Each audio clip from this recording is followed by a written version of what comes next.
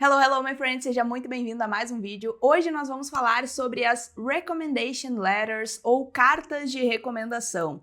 Então a gente vai ver quem deve escrever as suas cartas de recomendação, o que uma carta de recomendação forte deve conter, como solicitar uma carta de recomendação e exemplos de cartas de recomendação bem escritas. Então vamos lá, primeiro de tudo, o que são cartas de recomendação?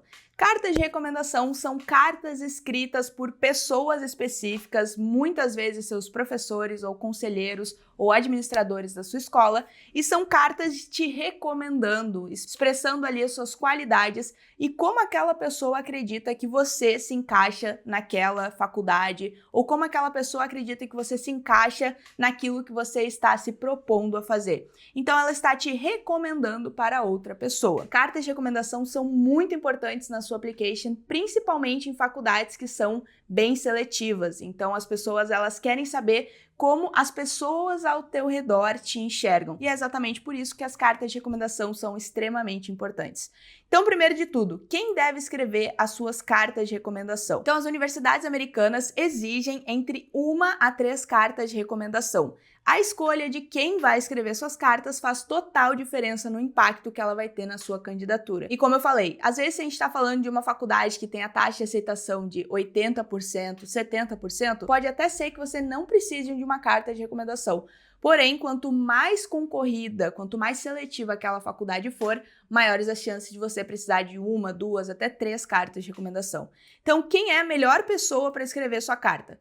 Professores de disciplinas importantes, não que as outras não sejam importantes, mas disciplinas obrigatórias que todas as escolas têm, por exemplo, matemática, ciências, inglês e história. Professores que conhecem a sua evolução acadêmica, alguém que te viu durante essa sua jornada de crescimento, orientadores de projetos ou clubes escolares, então se você participou ativamente e teve algum impacto naquilo ali, e também supervisores de estágio, pesquisa ou trabalho voluntário, se a atividade for relevante. Então essas aqui são as melhores pessoas que você pode colocar na sua listinha para escrever uma carta de recomendação para você. Evite pedir cartas para familiares ou amigos, não são válidas, muitas vezes as faculdades não vão nem aceitar. Professores que não te conhecem bem, uma carta genérica pode prejudicar a sua candidatura ao invés de te ajudar. Pessoas influentes que não conhecem o seu trabalho. A universidade quer ver um impacto real e não simplesmente, uma pessoa famosa, mas não falou nada com nada.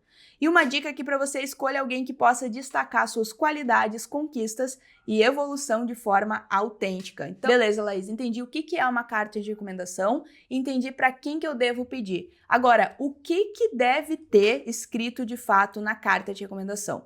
Então, a carta de recomendação não deve apenas ter elogios genéricos. Ela precisa ter exemplos concretos da qualidade do aluno. Então, aqui está uma estrutura ideal de carta de recomendação para você. Já pega papel e caneta e anota aí. Introdução. Quem está escrevendo a carta e qual a relação dessa pessoa com você, com o aluno. Características do aluno, ponto forte que faz o aluno se destacar. Exemplos específicos, histórias reais que mostram o impacto do aluno na comunidade, na escola, enfim, aonde for.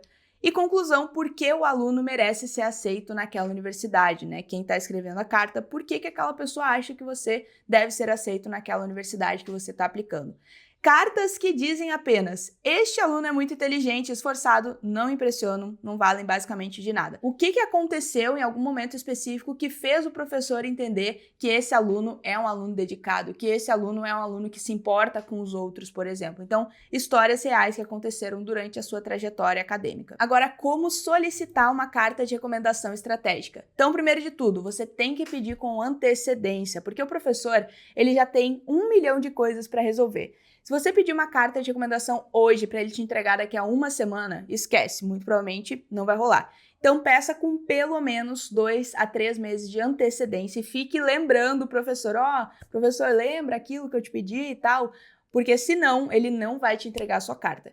Explique para ele por que você escolheu ele, não simplesmente, escolhi qualquer um. Porque se você der uma explicação lógica, ele vai sentir mais vontade de escrever realmente algo que seja relevante para você. Forneça um resumo das suas atividades e conquistas. Então, aquilo ali ajuda o professor a escrever uma carta mais detalhada. Pensa, quantos alunos ele tem? Quantas dezenas de alunos ele tem? Então, se você fizer um resumo e entregar para ele, já vai facilitar demais a vida dele. E uma dica, facilite o trabalho do professor. Você pode enviar um documento com informações sobre você, como prêmios, projetos e desafios superados, exatamente para ajudar e incentivar com que ele faça aquilo ali realmente da forma que tenha que ser feita. E agora, por último, aqui para você um exemplo de carta de recomendação e que vai fazer a diferença na sua candidatura. Por exemplo, professor de matemática recomendando um aluno para engenharia. Tenho o prazer de recomendar João para a sua universidade. Ensinei João por 2 anos na disciplina de matemática avançada e ele sempre demonstrou uma paixão única por resolver problemas complexos.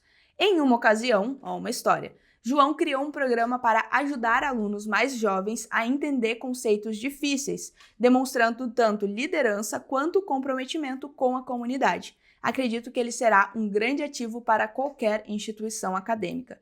Por que essa carta é forte? Mostra qualidades específicas, paixão por matemática, liderança e comprometimento, dá um exemplo concreto, criação do programa educacional, e demonstra o impacto real que o João teve na escola. Então, uma carta assim é excelente. Agora, um exemplo de carta fraca na sua application. João foi meu aluno e sempre demonstrou dedicação e interesse pelas aulas. Ele é um estudante muito inteligente e esforçado. Acredito que ele terá sucesso na universidade. Por que essa carta é fraca? Primeiro, muito genérica. Isso aqui pode ser literalmente um Ctrl+C, Ctrl+V para qualquer outro aluno. Não tem exemplos concretos, apenas elogios sem nenhuma comprovação. Não destaca a personalidade e o impacto do aluno.